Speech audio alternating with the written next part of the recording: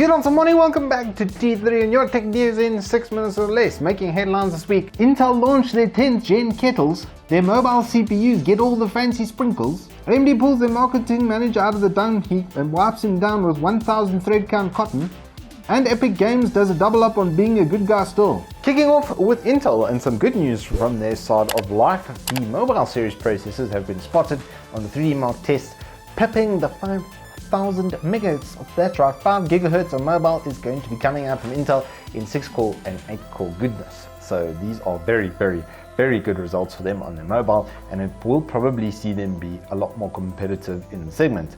On their desktop side, however, the 10600K and 10900K benchmarks came out about a week ago, and before the dust could even settle, AMD has already teased a refresh of their 3600, 3800 and 3900, which will be sporting an XT series moniker and some core improvements, well, some speed improvements to those cores. As it stands, Intel's 10600 and 10900K were only beating those chips by single percentages, sometimes into the low doubles, about between, let's say, 5 and 10%. With these improvements now, it's going to eat up that lead considerably. And that's before the 4000 series comes out, which the information around that is looking like we are going to see the same sort of instructions per clock improvements that we saw going from the first series to the second series. While it's not a completely new chip and generation, it is going to be significantly better than their 3000 series if this is what they're going to do. Because when we went from first to second, that was a 15% generational improvement. So if they follow on that, then Intel's lead becomes, well, a bit after, and that is being teased already in September.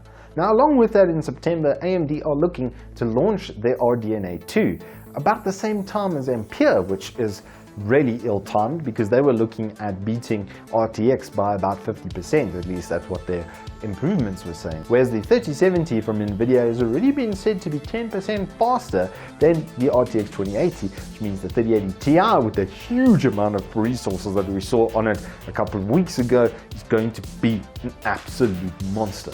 In other news around AMD, their B550 motherboards started to come out and flex on us, some of them looking really nice, I must say, but it was met with perhaps not quite as much enthusiasm because, as we reported last week, the B450 and X470 weren't going to support the new 4000 series processors. To which the internet quickly smacked AMD on the hand and reminded them, this is not your territory, you are not Intel, you do not get to make new chipsets every other week. Personally, I went for a why did you do this, Auntie Lisa? And I was very sad. But then on the same day we released the news episode, AMD did an about turn and decided to do the right thing from the get-go. Now though, I'm watching very closely, Auntie Lisa, but just went for you. This although does help their marketing manager dodge a bit of a bullet, and with the improved 3000 series processors and now B550 sporting PCIe 4.0 at a discount, things are looking much better for that release.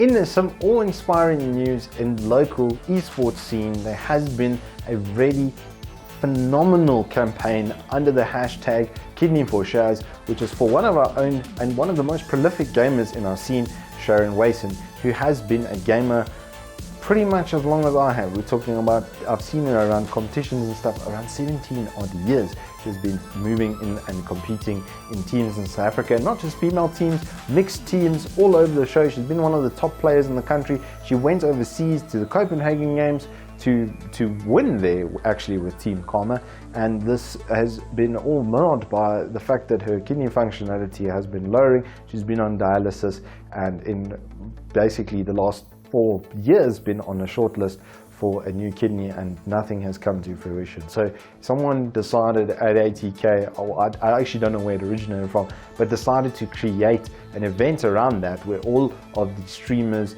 put up their time this weekend on Saturday and Sunday to try and raise funds for a kidney for Shaz. And it's such an awe-inspiring setup from the community, and I'm just so happy this has happened for her, because the scene just would not be the same without her.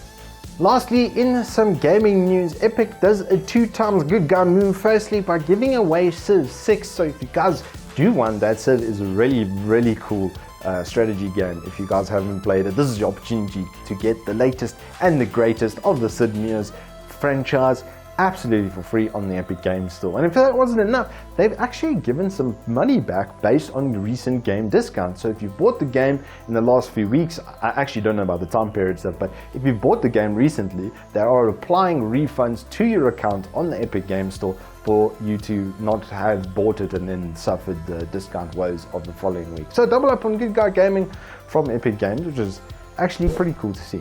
Unfortunately though, that is all we have time for today. So keep your lives ticking and your games wrecking. We'll see you on the flip side.